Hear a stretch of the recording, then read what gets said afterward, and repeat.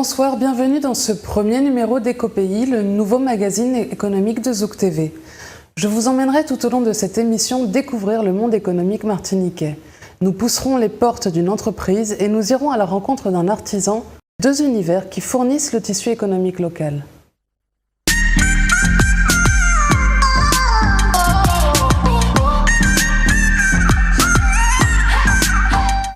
Pour ce numéro, l'entreprise Comia a accepté de nous accueillir et de nous faire découvrir son usine qui prépare en ce moment les produits servis pour les fêtes de fin d'année. L'industrie agroalimentaire représente aujourd'hui le deuxième secteur de l'industrie martiniquaise après le secteur de la production d'énergie. Nous recevons sur ce plateau aujourd'hui Cathy Largène, directrice commerciale de Comia. Bonsoir Madame Largène. Bonsoir. Merci de nous avoir ouvert les portes de votre usine. Avec plaisir. Comia est une entreprise dont la renommée n'est plus à faire. Depuis quand existe-t-elle? Comia a été créée en 1978 par deux jeunes Martiniquais qui ont pris le pari de créer une entreprise qui va fabriquer de la salaison, considérant qu'il y avait déjà à l'époque de la matière à faire et à transformer pour pouvoir développer une économie au sein de la Martinique. Et était-ce au début une forme artisanale de cette activité? Oui, au départ, Comia a été créé pour faire de la salaison, donc tout ce qui est à bas de porc, la queue, le goin, petit salé, pied, en saumure. À l'époque, c'est un produit qui était importé en seau. Et ils se sont dit qu'on ne peut pas être en train d'importer de l'eau, considérant qu'il y a la matière première locale ici à transformer. Et donc, ça a démarré, oui, dans une petite usine à Soudon, où ils étaient peut-être une dizaine à mettre la salaison en saumure et puis à la conditionner à la main avec des seaux. Voilà. D'accord. Et donc la production en cette période à l'usine est axée sur les produits proposés dans les assiettes lors des fêtes de fin d'année. Les mois de novembre et de décembre sont des mois clés pour vous. Oui. Vous y réalisez d'ailleurs 24% de votre chiffre d'affaires annuel. Tout à fait. Comia produit par exemple près de 100 tonnes de jambon de Noël pendant cette période. Quelle part les épaules de Noël ont-elles dans ces résultats? Alors aujourd'hui, les épaules de Noël, donc notre activité globale, représentent 10% de notre activité concentrée sur la période de novembre-décembre. C'est une période très saisonnière et très importante pour nous. Aujourd'hui, Comia est la seule entreprise martiniquaise à fabriquer ce type de produit. Donc, effectivement, on a un savoir-faire qui fait qu'aujourd'hui, les Martiniquais reconnaissent bien leurs produits. On a tenté de maintenir la tradition dans notre offre, ce qui fait qu'aujourd'hui, c'est une part encore très, très importante de notre activité. D'accord. Et l'entreprise Comia, c'est aussi l'achat et la vente. Nous avons rencontré les responsables qui gèrent ces activités.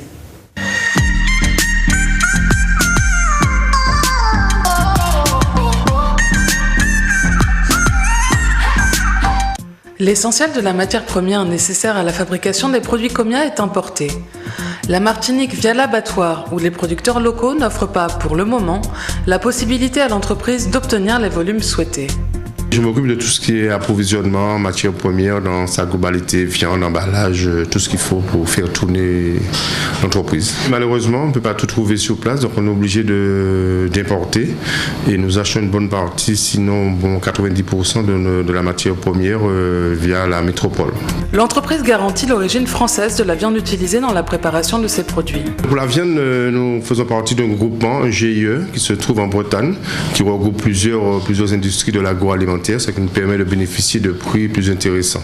Et c'est ce GIE qui, en métropole, s'occupe de démarcher auprès des abattoirs les meilleurs prix et la meilleure qualité de matières premières, de viande de porc, si on parle du cochon, de viande de porc pour nous. L'importation de la viande de porc est une nécessité pour Comia. Cependant, l'entreprise se fournit localement pour les matières premières disponibles. Malheureusement, on aurait bien aimé trouver ces produits sur place, mais pour l'instant, nos abattoirs ne savent pas encore fournir suffisamment. Bien qu'on on achète par exemple du poulet chez eux avec l'abattoir de poulet, on a un partenariat avec eux, mais pour le porc, c'est pas encore assez volumineux pour pouvoir nous fournir.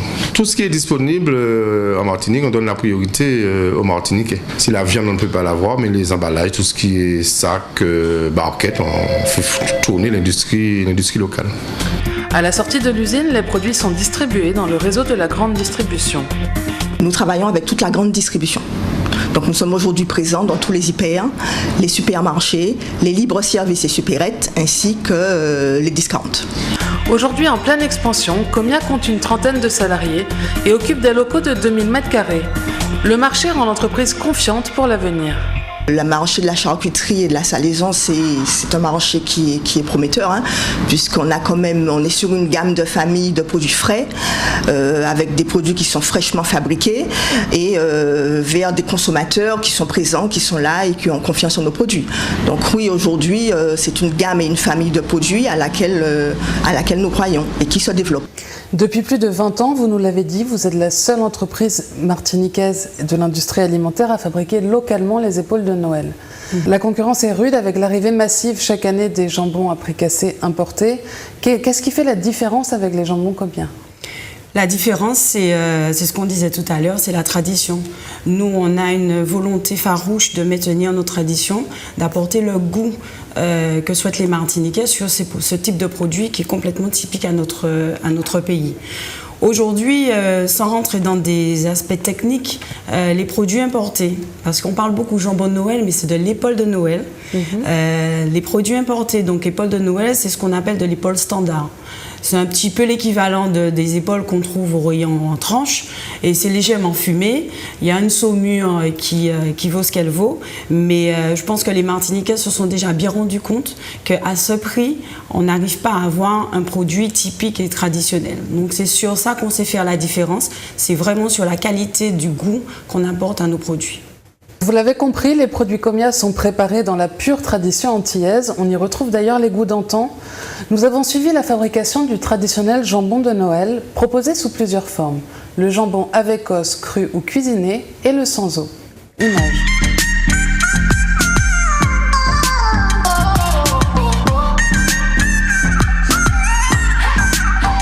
Pas de Noël sans un bon jambon.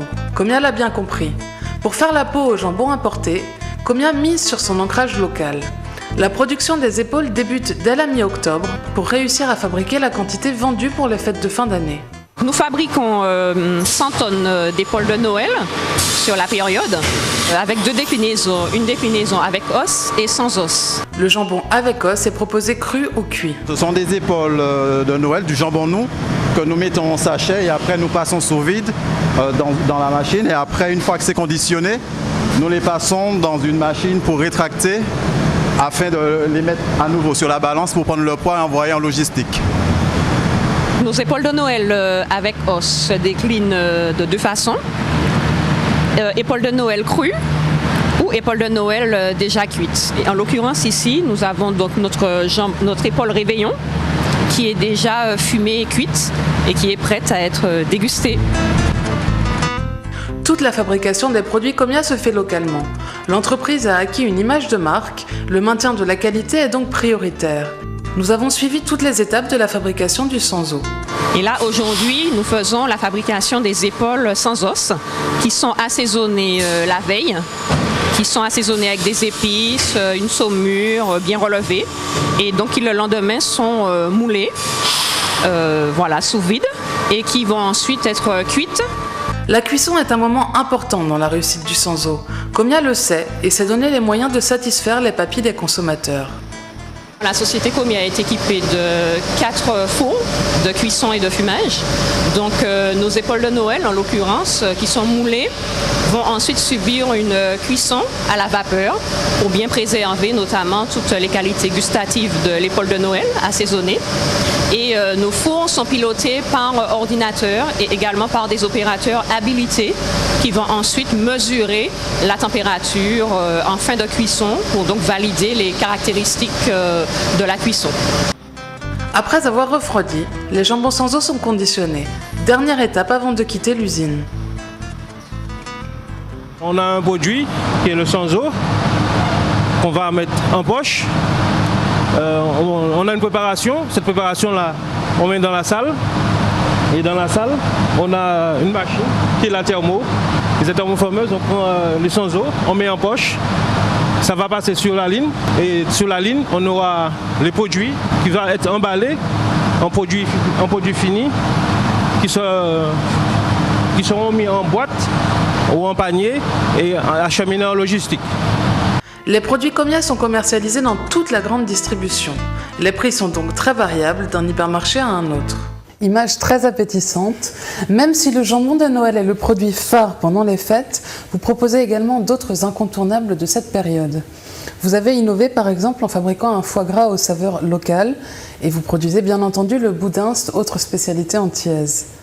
Image.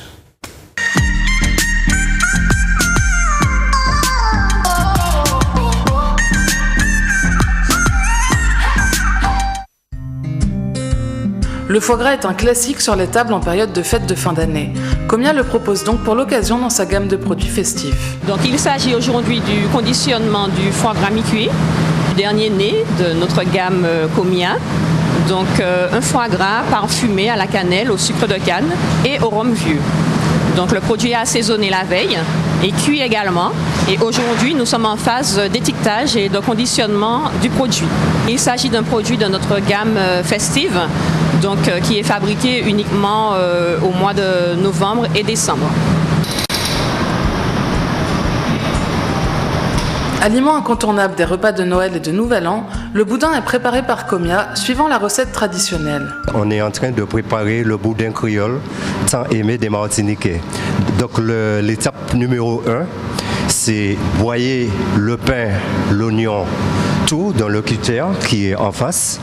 Et une fois cette mêlée est bien mixée, donc le produit sort qui va directement dans le poussoir. Et après, on a la deuxième phase de poussage. Donc le boudin est poussé dans des calibres de 40 grammes. Une fois que le panier est rempli, après ça passe en cuisson, c'est une pasteurisation pendant 15 minutes. Après avoir été cuits, les boudins sont refroidis et conservés dans les chambres froides. Suite à la phase de poussage, de cuisson et ensuite de refroidissement rapide du boudin, ce dernier est ensuite conditionné le jour même, donc en 2 déclinaisons, soit en barquette ou sinon en vrac, en sachet. Donc le boudin est ensuite filmé. Nous sommes équipés d'une filmeuse automatique. Et nous avons également différents contrôles sur l'ensemble de nos produits finis, dont notamment des contrôles de détecteurs de corps étrangers pour s'assurer qu'il n'y ait aucun risque et vraiment sécuriser nos lignes de fabrication. Dans une démarche d'amélioration de la qualité, vous avez obtenu en août 2002 la certification ISO 9001. Pouvez-vous nous expliquer ce qu'est cette certification ? Alors, la certification ISO 9001 version 2000 sur laquelle nous nous sommes positionnés, sur laquelle nous avons obtenu le certificat, est une norme qui se met en place autour du système de management de la qualité, c'est-à-dire sur l'organisation qui est mise en place pour faire en sorte que du début jusqu'à la livraison, jusqu'au client, il y a une organisation, une bonne organisation pour assurer la qualité du produit et la satisfaction du client. Ce n'est pas une certification produit, c'est vraiment une certification système. Et alors Comia est donc depuis quelques années en pleine ascension, vous élargissez régulièrement votre gamme de produits. Comment vous situez-vous aujourd'hui dans l'industrie alimentaire locale ? Alors aujourd'hui, effectivement, Comia essaye de suivre au mieux le marché dans lequel elle se situe, c'est-à-dire la salaison et la charcuterie, qui est un marché quand même qui, on le sait depuis quelques temps, un petit peu controversé, mais qui reste encore important chez nous puisqu'on est gros consommateurs de porc. C'est une entreprise qui a 36 ans, qui a su faire valoir son savoir-faire, ses compétences et qui reste quand même, qui a quand même une part importante dans l'industrie agroalimentaire. D'ailleurs, nous sommes présents dans toutes les associations qui représentent ce type d'activité, notamment à la MPI.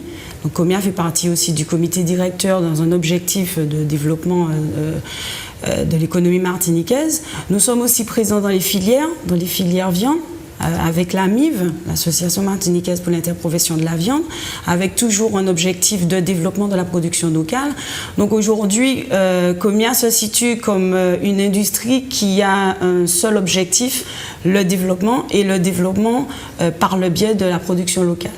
Comme l'a indiqué M. Raymond, notre responsable APRO, on a une vraie difficulté d'approvisionnement de matières premières locales, mais c'était l'objectif au départ et ça le sera toujours au sein des dirigeants de la société de faire en sorte qu'on puisse à terme participer à l'évolution de la filière et faire en sorte que les développements économiques de la Martinique puissent évoluer, notamment par le biais de nos sociétés.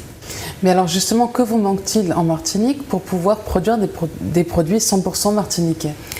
Alors aujourd'hui, on a un produit 100% martiniquais, ça a été évoqué, qui est le poulet, parce qu'il y a eu une volonté réelle de Comia et des partenaires de s'associer. On s'est donné les moyens, c'est-à-dire qu'il y a une production selon un cahier des charges qui a été validé. On est passé de 20 tonnes à 200 tonnes sur 2 ans avec un produit essentiellement local. Le problème qu'on trouve sur le port, c'est qu'il y a 2 coopératives.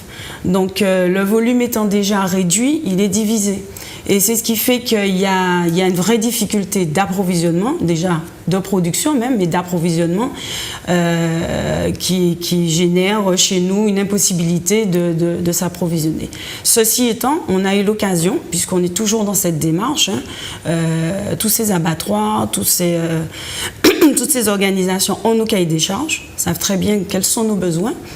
Et nous avons déjà eu l'occasion de faire une infime partie de nos productions avec une épaule de Noël locale. Pour vous donner l'estimatif, sur les 100 tonnes qu'on réalise en moyenne sur cette période, on avait fait 800 kilos. C'est pas grand-chose, mais voilà. Et aujourd'hui, ce qui est un petit peu dommage aussi, c'est que les producteurs veulent aussi devenir transformateurs, parce que nous, on est juste transformateurs de produits. Les producteurs veulent aussi devenir transformateurs, et donc le marché est en train de s'atomiser plutôt que de se regrouper. L'idée aurait été plutôt qu'ils se rassemblent, ils fabriquent, ils produisent pour nous des produits selon notre cahier des charges, et nous, étant l'entreprise de transformation, on transforme les produits, et là on pourrait faire un vrai produit pays.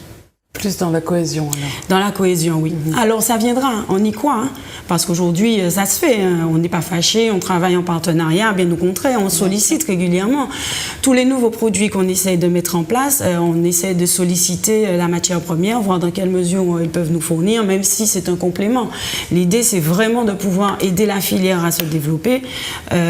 Donc il y a vraiment un but, et là on y croit et on se donne les moyens de.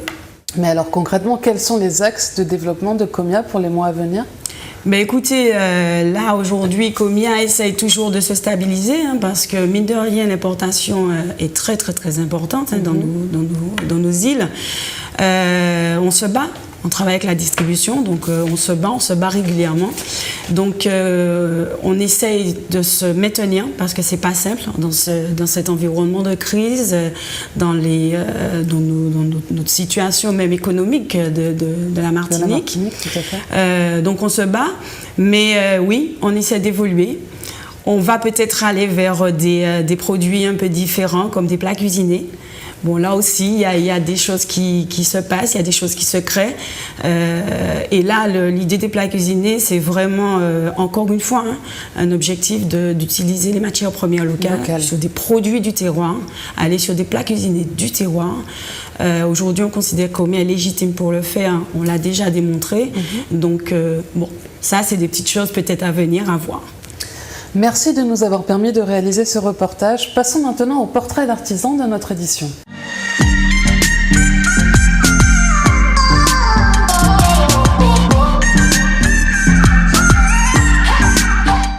« 8500, c'est approximativement le nombre d'entreprises recensées à la Chambre des métiers et d'artisanat de la Martinique. L'alimentation, les services et le BTP sont les principaux secteurs d'activité.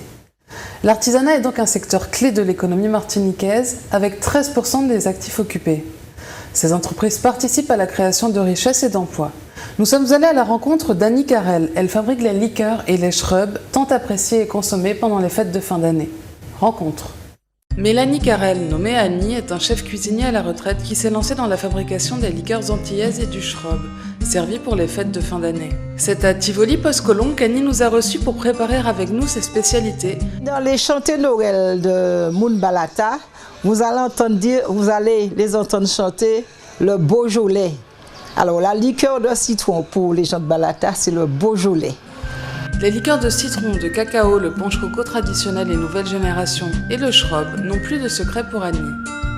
Ayant vu ma mère, ma grand-mère, mes grandes sœurs préparer certaines liqueurs pour la Noël, alors j'ai voulu me lancer un peu dedans et là, ce soir, je vais vous faire découvrir un petit peu ce que je sais faire avec mes recettes, avec mes façons de faire. Si on n'a pas toutes ces liqueurs, ces punch coco pour Noël, c'est comme si on n'a pas un Noël. Parce que c'est vraiment la tradition. Pour moi, particulièrement, je dis c'est martiniquais.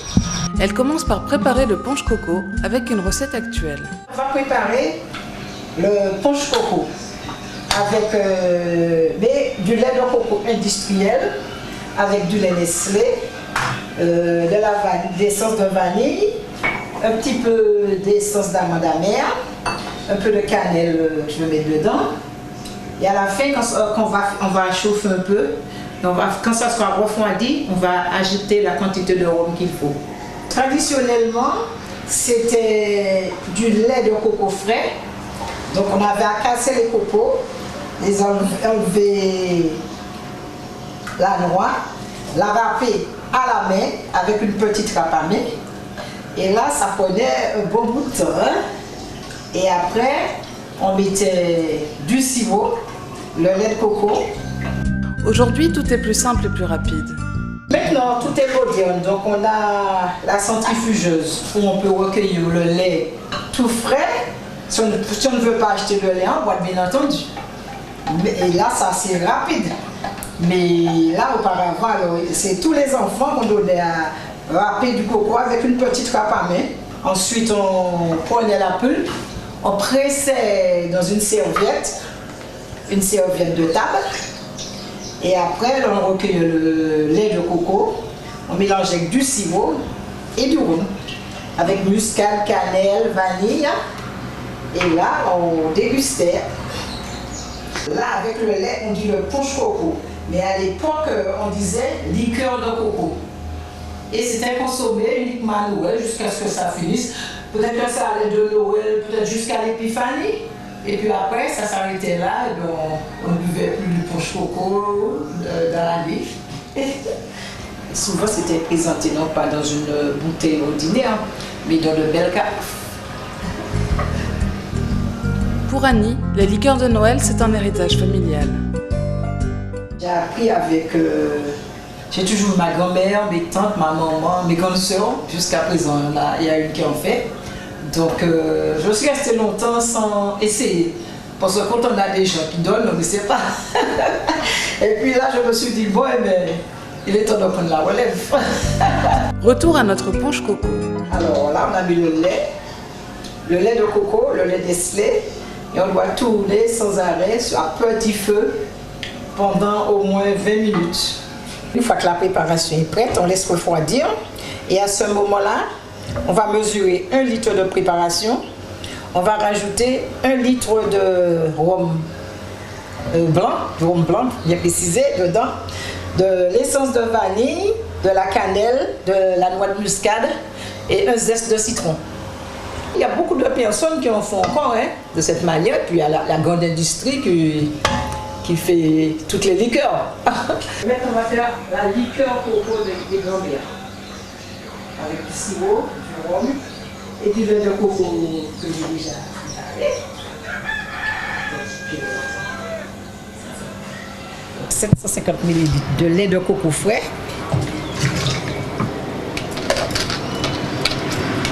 On va mettre 1 litre de sirop.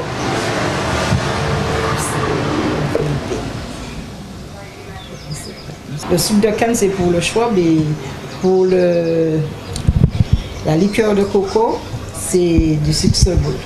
Alors 1 litre. C'est un petit peu épais. Et ça va fondre avec le rhum et puis tout ça. Là, on a mis le lait de coco. On a mis le litre de sirop. Et là, on va mettre 1 litre de rhum. On va dissoudre tout ça. Je vais chauffer.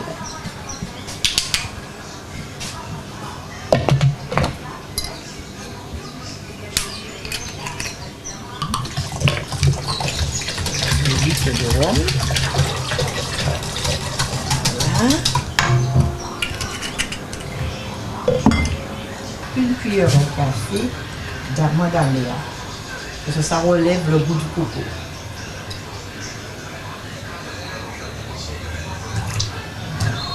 Ça accentue le goût du coco. Et là, je vais mettre 2 cuillerées d'essence de vanille.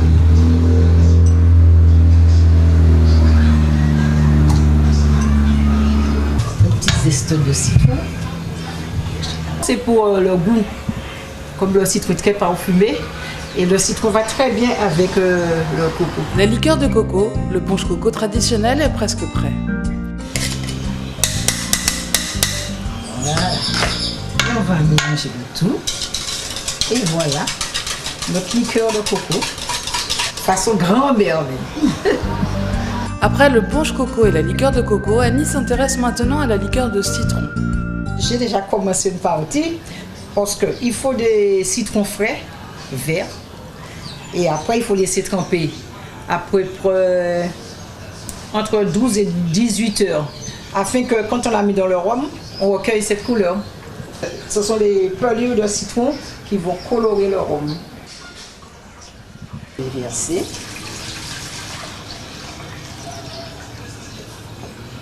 Je vais mettre mon litre de sirop.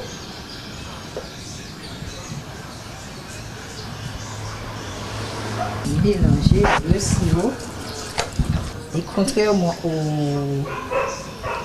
à la liqueur de coco qu'on avait mis de la vanille, de l'orange amère, on ne met que le sirop et le parfum de citron qu'on a recueilli. Par exemple, si on met un peu de vanille en liquide, ça va changer la couleur. Donc, quand on va mettre dans une belle carafe, on ne verra pas du vert, mais une autre couleur un peu marron. Donc pour que ça reste naturel, pour qu'on voit bien que c'est de la liqueur de citron fait avec des citrons verts, eh bien, il faut juste le sirop et le citron. Nous avons notre liqueur de citron. Là. Ça reste toujours verte. Et juste on met dans une bouteille, jusqu'à l'année prochaine, elle sera verte. Le schrob est en Martinique une liqueur typique à servir pour Noël. Pour le schrob, on va changer de sirop. Je vais chercher du sirop de canne. Toujours avec le même procédé, du sucre, pour 1 kg de sucre, 1/4 de litre d'eau et le jus d'un citron pressé pour faire le sirop, pour empêcher que ça ne cristallise. Il y a des gens qui commencent à faire la préparation pour le schrob quelques jours avant Noël. Mais moi, je préfère faire dès le début de l'année. Parce qu'au début de l'année, on a des oranges. Il y a des voisines qui donnent des oranges qui ne sont pas traitées. On trouve des mandarines qui ne sont pas traitées. Parce que l'inconvénient, je trouve, avec les fruits traités, quand on met à tremper dans du rhum, on a jusqu'en haut comme si c'était une petite couche de graisse. Alors moi, je préfère faire très tôt avec des fruits non traités. Je vais mettre 2 litres de concentré. Les pelures d'agrumes, macérées dans le rhum blanc, colorent la liqueur. Préparer le schrob avec du sirop de sucre blanc est aussi possible, mais Annie préfère le sucre de canne. C'est pour la couleur. Les grand-mères aimaient bien voir leur schrob avec la belle couleur marron. Comme ça, quand on mettait sur la table le punch coco qui est un peu blanc, le schrob c'est un peu marron, et bien, ça fait une belle table. D'autant plus qu'on a la liqueur de cacao aussi, qui est un peu plus foncée, qui donne de la belle couleur. Alors, un bouteille de sirop. On va rajouter un peu de vanille. Un peu de vanille, un peu de muscade. Comme il y avait déjà la cannelle dedans, donc ça a déjà sa cannelle. Il y avait déjà des pelures de citron aussi, donc je ne rajoute pas de zeste de citron. Mais on peut mettre, si on n'a pas mis à tremper avec la pelure de citron, on peut rajouter un petit zeste de citron dedans. Et voilà, le schwab il est prêt. Traditionnellement, le schrob était la boisson à servir et à déguster pour Noël. Même si la boisson est toujours très appréciée, les traditions évoluent. Maintenant, les traditions ont un peu changé, mais auparavant, quand on venait chez une personne à Noël, c'était schwab, liqueur coco et liqueur de cacao. La liqueur de cacao est aussi une spécialité d'Annie. On peut utiliser les deux sirops, mais moi je préfère. Comme ça a déjà une couleur marron assez foncée, donc pour faire la différence entre le schwab et la liqueur de cacao, je vais utiliser le sirop de soupçonné, ce sirop blanc là. 1 litre de sirop et je vais mettre 1,5 litre de concentré de cacao.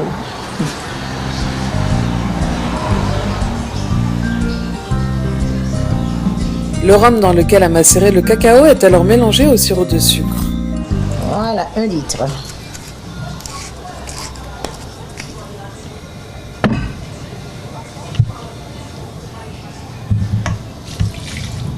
Ça fait un moment que ça trempe aussi, depuis au mois de mai, j'ai dû mettre à tremper. Donc ce qui fait, moi je fais toutes mes liqueurs et j'ai des goûteurs. Je mets sur ma petite fiche, il manque un petit peu de rhum, donc on met un petit peu plus de rhum pour voir ce que ça donne. Donc la prochaine fois que je fais, jusqu'à ce que je suis restée, j'ai pu avoir presque la bonne mesure quoi. Donc là je vais pas mettre de la cannelle parce que comme je mets mal mettre de la cannelle à tremper. Donc.